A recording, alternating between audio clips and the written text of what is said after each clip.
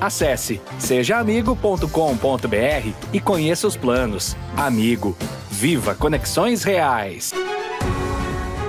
Olá, o Conexão Poder está no ar. Nosso entrevistado hoje é o vereador Rodrigo Arruda Issá, que é presidente da Comissão de Ética da Câmara Municipal de Cuiabá. Bem-vindo mais uma vez ao Conexão Poder, vereador.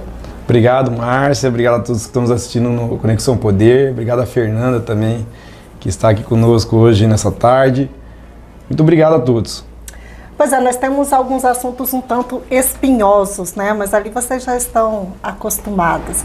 A gente está acompanhando aí que tem o caso de um vereador de Cuiabá que foi preso pela Polícia Federal, o Paulo Henrique, né, envolvido aí numa investigação de um escândalo que seria um esquema de lavagem de dinheiro com facção criminosa. Como é que está essa questão de um processo aberto contra ele que pode resultar na cassação do mandato dele? Certo, bom, vamos fazer uma linha do tempo, né, para a gente poder entender o processo melhor, né? Então, em junho foi disparado a Operação Ragnatela da Polícia Federal, onde houve algumas prisões e houve busca e apreensão na casa do vereador Paulo Henrique. No dia 10 de junho, então, um grupo de vereadores entraram com uma CI, né, que não era a forma correta de apresentar, seria através de um requerimento de um ofício, mas entraram com uma CI solicitando que a Comissão de Ética apurasse os fatos, dando a ampla defesa contraditória para o vereador. No dia 11 foi lido em plenário essa CI, certo? No dia 17 de junho, a Procuradoria se manifestou dizendo o seguinte: olha, eu opino pelo arquivamento, tendo em vista que não foram cumpridos alguns requisitos do Código de Ética da Casa, dentro desse pedido. A comissão se reuniu, então entendeu que era muito prematuro da nossa parte fazer o arquivamento do processo, tendo em vista que era muito recente. Tinha acabado de fazer as buscas e apreensões, a gente não tinha recebido o inquérito da Polícia Federal ainda, não sabia baseado em que foi feita essa operação, se havia alguma transgressão da parte do Paulo Henrique dentro do Código de Ética que poderia abrir um processo de cassação contra o vereador Paulo Henrique. Então a Comissão de Ética entendeu que teria que dar prosseguimento nesse pedido. E foi assim que foi feito. Então no dia 30/7 nós recebemos o inquérito da Polícia Federal lá na Câmara de Vereadores. Logo em seguida, entrou de recesso, né? A Câmara entrou de recesso, e no dia 1º de agosto, então, retornando no primeiro dia do retorno dos trabalhos, a comissão fez uma reunião, convocou uma reunião de urgência e pediu um prazo de 45 dias, tendo em vista que o processo era extenso, era 5.000 páginas, e envolvia o nome de muitas pessoas ali dentro do processo, né? Inclusive o Paulo Henrique, para que a gente pudesse analisar esse documento, né, esse inquérito policial. Bom, o que constatou dentro desse inquérito? Primeiro, não houve denúncia do Ministério Público, não houve uma denúncia criminal dentro desse inquérito, dessa busca e apreensão, nada. O Ministério Público não ofereceu denúncia sobre isso, tá? Segundo, não tinha uma prova documental dizendo o seguinte: ó, o Paulo Henrique cometeu isso, recebeu dinheiro de alguém, ou cometeu alguma infração que a Comissão de Ética poderia estar penalizando o Paulo Henrique naquele momento. Bom, até então, para entender melhor o processo, qual que foi o entendimento, né? Eu marquei uma agenda com os delegados da Polícia Federal e fui lá entender melhor o processo de como estava sendo feita essas investigações. Bom, qual que foi a informação? Ainda continua a investigação dessa Operação Ragnatela.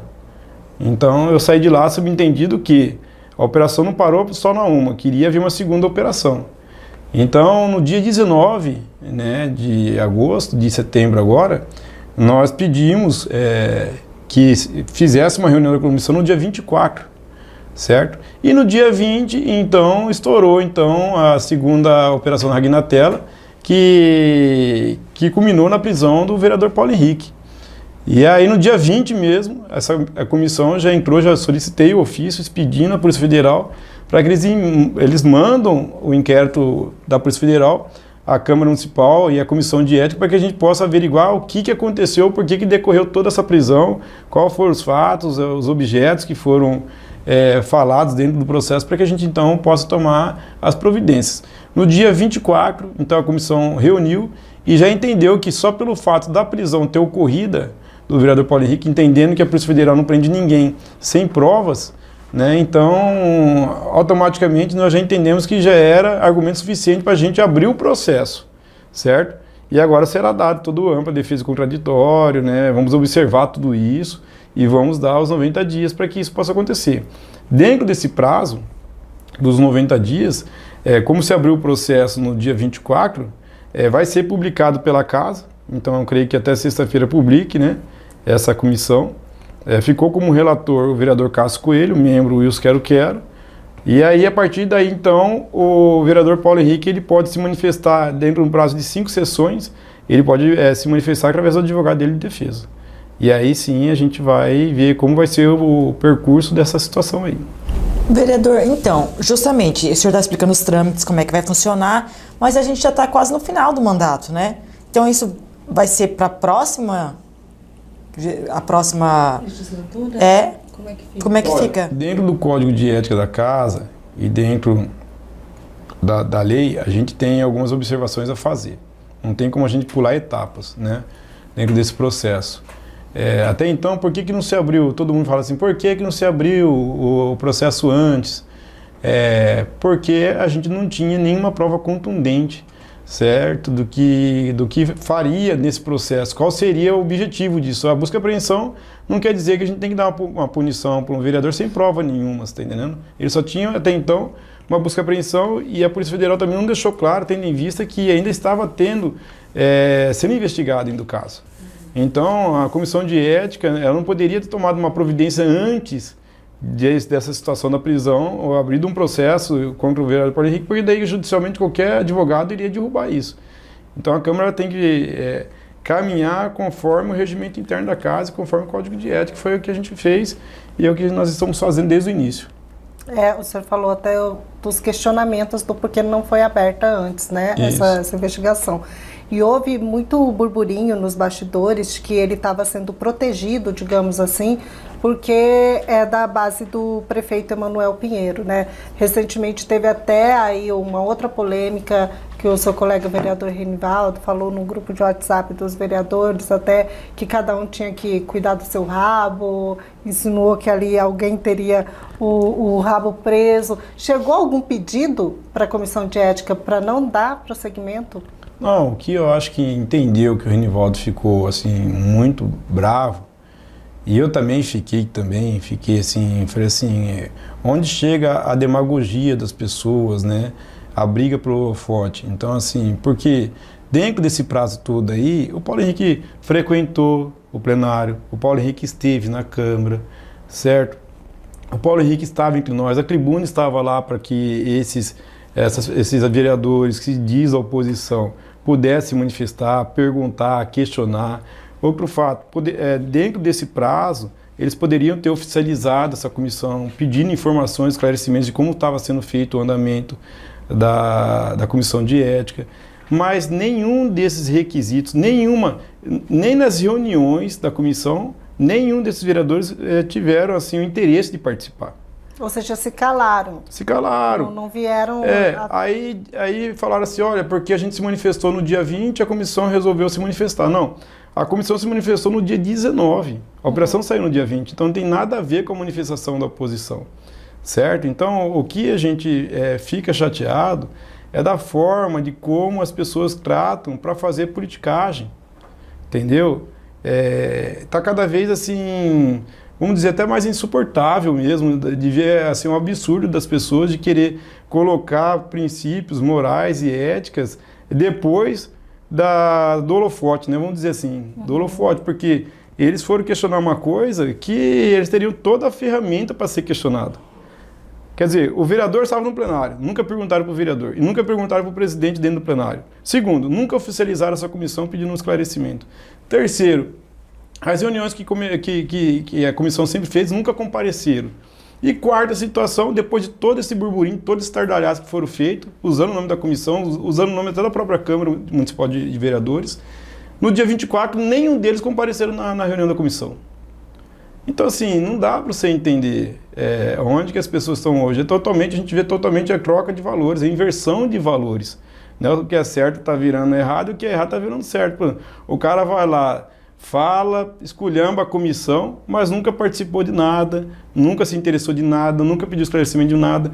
A própria imprensa, toda reunião, toda reunião e toda a sessão do plenário, a imprensa me questionava. Vereador Rodrigo, como está essa situação? Sim. E eu sempre posicionando a imprensa, mostrando o que estava sendo feito. Por parte desses vereadores era como se não existisse. Como não existisse. Então depois que o caso estava enterrado, aí quando veio a operação novamente... Aí depois que o cara foi preso, aí quer todos aparecer na televisão, todos querem dar entrevista, como se diz assim, o paladino da moralidade. É voto? É voto, é briga de voto, acho que deve estar, não sei se não trabalharam os 4 anos, e aí acho que por causa dessas falas assim, vai colocar o colega contra as pessoas.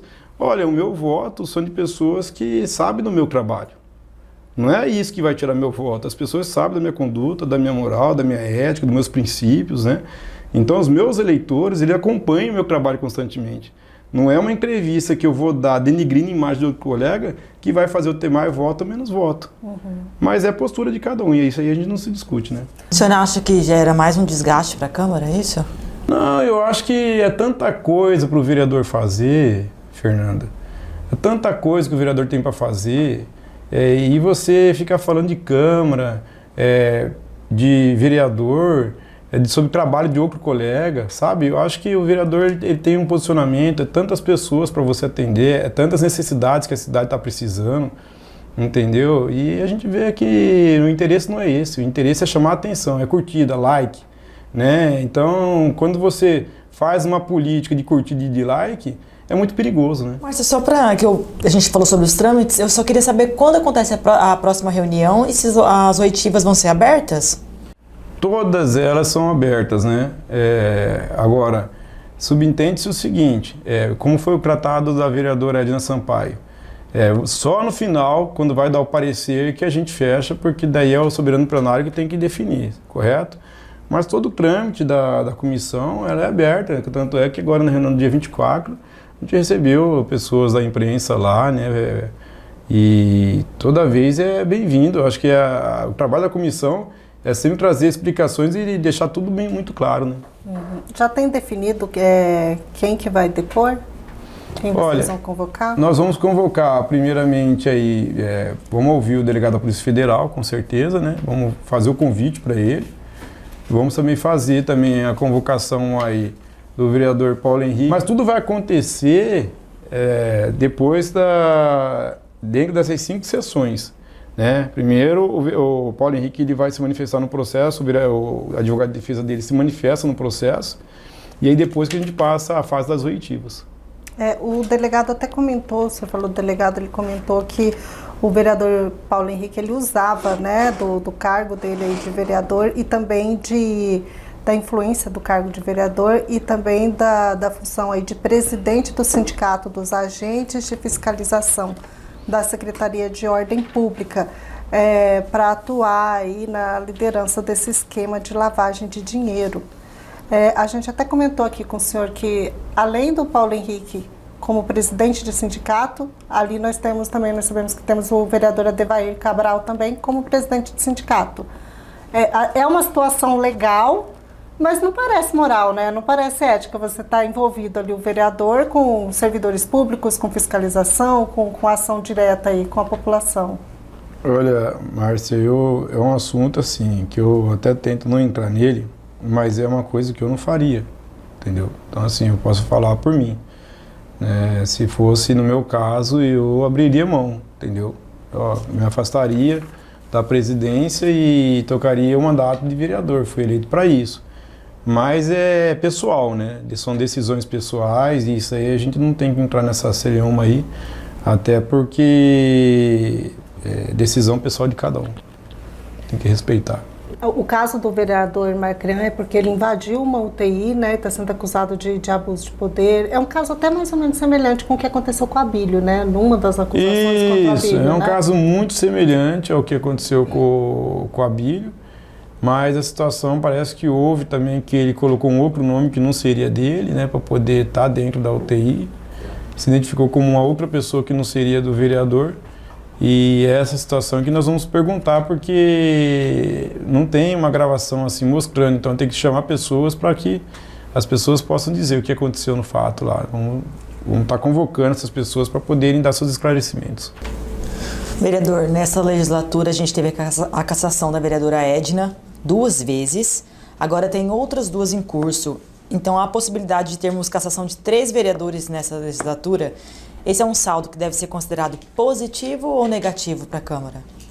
Assim, olhando juridicamente, eu não entendo que do Marcrian poderia decorrer de uma cassação, tá? Do Marcrian não foi assim uma situação gravíssima que vai culminar numa cassação, mas pode ser numa penalidade, tá? Pode ser aplicada uma penalidade sobre o Marcrian, tendo em vista o fato ocorrido. Agora, do Paulo Henrique, sim, pode culminar numa cassação, dependendo do que vier de inquérito policial. E isso, é claro, não precisa ser os 90 dias, né? Dependendo do que for, que estiver dentro do processo, o soberano plenário também já pode tomar suas decisões antecipadamente também, entendeu? A comissão terminando, formatando e entendendo sobre algum processo que entenda que é pela cassação, isso pode ocorrer. Do Marcrian podem ser quais penalidades? Pode ser um afastamento por 30 dias, suspensão da sessão, pode ter algumas penalidades que a gente tem que verificar lá no Código de Éticas, mas uma delas são essas aí que eu estou dizendo. Uhum. A gente até comentou agora sobre a ex-vereadora Edna Sampaio, né? Após uma série de derrotas, ela finalmente desistiu aí lá de manter o nome dela como candidata a vereadora agora, né? Uhum. E ela, a gente até comentou, ela arrumou um jeitinho, né? Tá entrando ali, né, como representante ali num mandato coletivo, né? Onde o nome na urna é de outra pessoa, mas se eleita, ela, digamos, leva no combo a vereadora Edna nesse mandato coletivo. Com que olhos a Comissão de Ética vê isso? Olha, igual você falou de imoral, né? Então, o mandato é do vereador eleito. E isso pode trazer um certo desconforto para a vereadora que foi eleita.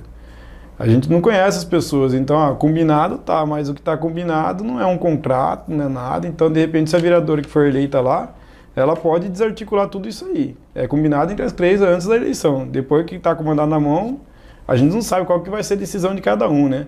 Porque quem tem o mandato é o vereador que foi eleito. E quem vai responder por esse mandato é o vereador que foi eleito. Então não existe coletivo. A lei ela é muito clara, né? O mandato é do vereador. Né? O mandato coletivo não existe. Daí é um documento, é uma forma que criaram para fazer política. Uma forma que criaram para fazer política. Como é que fica na sua avaliação o saldo dessa legislatura? O senhor acha que nós vamos ter aí uma grande renovação na Câmara ou vai ser mantida a maioria dos vereadores? Como é que o senhor vê a avaliação da população nesse momento em cima sobre os vereadores? Eu acho que a população está observando, né? A população está acompanhando os fatos. A população tem buscado pelas informações de como funciona a vida de cada vereador.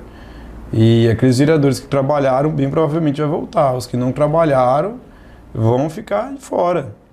Então a gente entende que a eleição ela é dessa forma.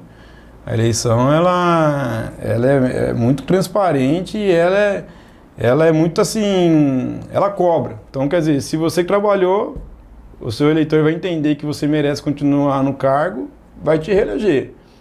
E aqueles que não merecem, automaticamente vão sair. Eu não sei o trabalho de cada vereador lá hoje. Eu não acompanho o trabalho de cada vereador. Então, o que dá para a gente dizer é que nesse mandato aí a gente trabalhou muito. Né? Eu sou autor do Mutirão do Consumidor, atendi mais de 8 mil pessoas dentro de Cuiabá. Fiz mais de 80 gabinetes dentro dos bairros de Cuiabá.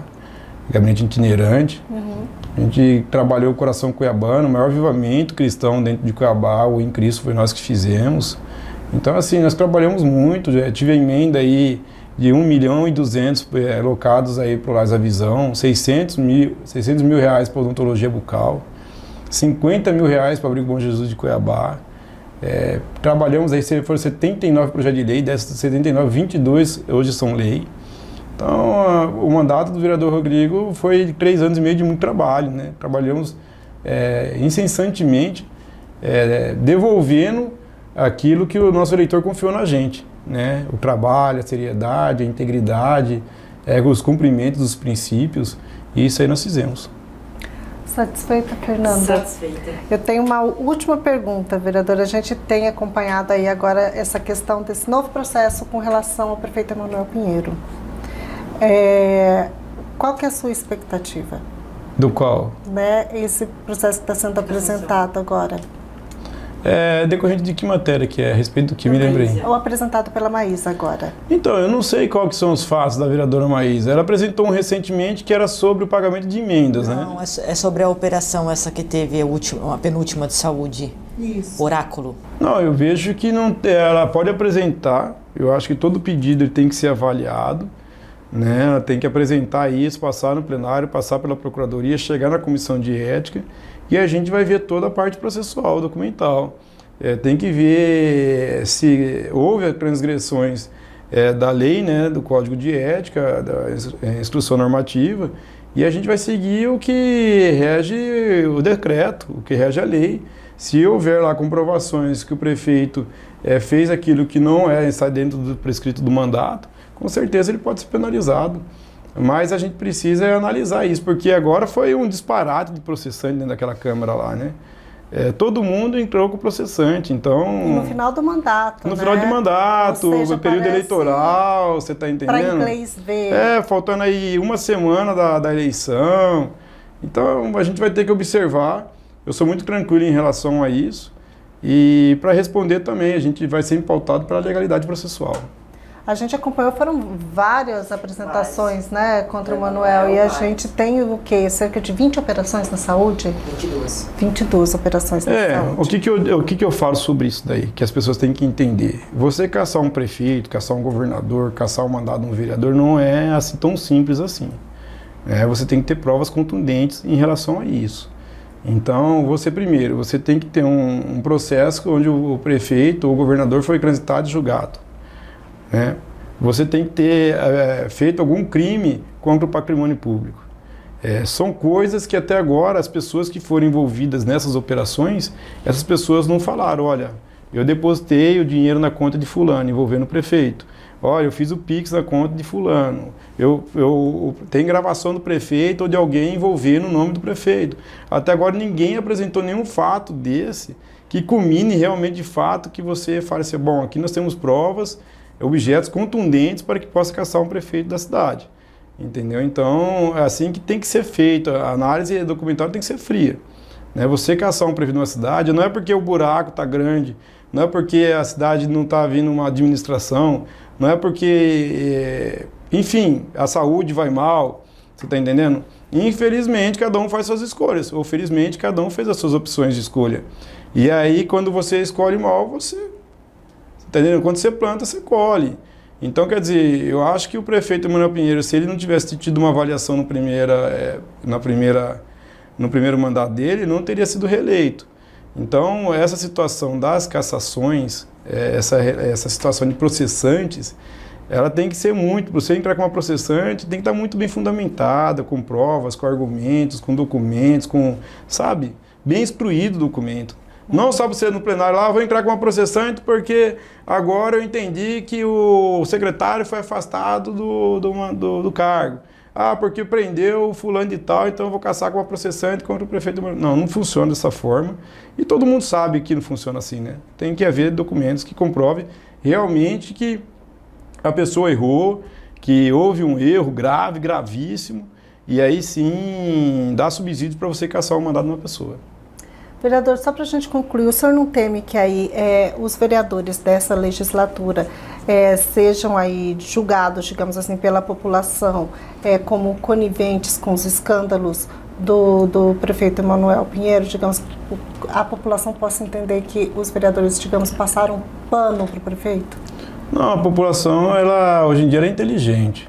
A população ela é muito inteligente, ela observa a conduta de cada um, ela sabe a forma de cada um de conduzir, sabe? A população ela enxerga o trabalho de cada um hoje. Por exemplo, essa situação da taxa do lixo aí. Vamos entrar numa situação, numa seara que foi muito debatida e discursada, que ninguém gostou. Que foi uma situação que todo mundo está falando que votaram porque é a favor do prefeito Emanuel Pinheiro. Bom, para aqueles que não conhecem, a taxa do lixo ela veio decorrente de uma lei federal criada pelo governo Bolsonaro, que era para você criar sobre o aterro sanitário. Para você, tipo assim, respaldar os lençóis freáticos, para você parar de contaminação do solo, tendo em vista que todas as cidades tinham o lixão, o famoso lixão, certo? E o presidente Bolsonaro, então, criou essa lei na época, certo? Tendo em vista que todos os municípios e as capitais teriam que seguir isso, que seria a criação, então, de uma indústria, assim falando para que as pessoas entendam, uma indústria onde iria coletar esse lixo, iria ser armazenado de uma forma correta, onde iria fazer a reciclagem de materiais orgânicos, materiais de papel, e assim por diante, parando de contaminar, né, o solo. Bom, enfim, quando veio a lei para dentro da Câmara, os vereadores votaram em cima dessa lei, obedecendo essa lei federal, que teria que fazer uma licitação dentro de Cuiabá. Essa empresa, inclusive, ela se apresentou na época dizendo, olha, nós vamos dar casa popular para os funcionários que não tiverem casa. Mas a criação da taxa é a opção da prefeitura, né? Não, é obrigação fazer esse espaço. Não, o que acontece? Era uma contrapartida.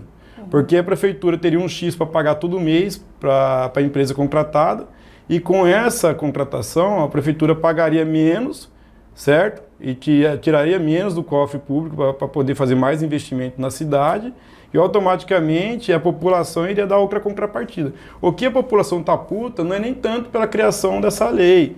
O que a população está puta é porque não está havendo a coleta de lixo conforme tem que ser feito. Você está entendendo? É isso que a população está brava, está indignada. É que o lixo não está sendo coletado da forma que teria que ser coletado. Entendeu? Às vezes vai lá, fica tudo cheio, sujo na porta de casa, ou às vezes o lixo não passa no dia que tem que ser passado. Mas isso daí não é decorrente de quem aprovou a lei. Isso é decorrente da contratação da empresa. Tanto é que agora, recentemente, a gente foi cobrar, oficializou, né? Eu sou o presidente da Comissão de Direito do Consumidor, e eu oficializei a Secretaria de Serviços Urbanos, e eles me informaram que recentemente eles multaram a empresa em R$300 mil, sabe? Por causa dessa falta de recolhimento de lixo. Então, o problema hoje é que a população está indignada, que seja lá, está pagando R$3, R$5, R$10 pela coleta de lixo, mas não está sendo feito de forma adequada e da forma que tem que ser feito. Satisfeita ainda, Fernanda? Satisfeita. Vereador, obrigada pela sua entrevista. A gente apertou só um pouquinho o senhor, passou tranquilo hoje. Fica o presente do Conexão Poder para o senhor, leva para o seu gabinete. E está aberto o espaço para suas considerações finais, caso tenha alguma coisa aí que a gente não tenha comentado. Olha, eu quero dizer para vocês que é muito importante esse diálogo, essa porta aberta, né? Vocês me deixaram muita vontade para responder, trazer a clareza dos fatos, de como funciona o parlamento, de como funciona o processo ético dentro da Casa de Leis. Eu quero agradecer a Fernanda, a você, Márcia, por vocês ter colocado perguntas importantes que a população possa observar de como está sendo tratadas as coisas, certo? E a gente poder ter a clareza de trazer a resposta para isso. Quero agradecer a cada um que está nos assistindo. É um período eleitoral, né? Então a gente não pode nem pedir votos se tratando de coisa ética aqui, mas eu quero dizer para os senhores e para as senhoras que nós estamos à disposição dentro da Câmara Municipal de Cuiabá, enquanto presidente da Comissão de Ética, aqueles que tiverem algum questionamento, querer perguntar alguma coisa, como está sendo conduzido o processo. Esse presidente, ele está de portas abertas, o gabinete, né? E tem meu telefone também, pessoal, quem quiser estar ligando, pode ligar para a gente poder estar sempre trazendo a clareza dos fatos. Tá bom? No mais, muito obrigado a todos, fiquem com Deus e Deus abençoe cada vez mais vocês e que esse jornal possa continuar com a excelência da transparência que vocês vêm trazendo aqui. Obrigada, vereadora. A gente continua acompanhando o trabalho de vocês na Câmara. Amém. Obrigado. Obrigada. Tchau, Fer. Até a próxima.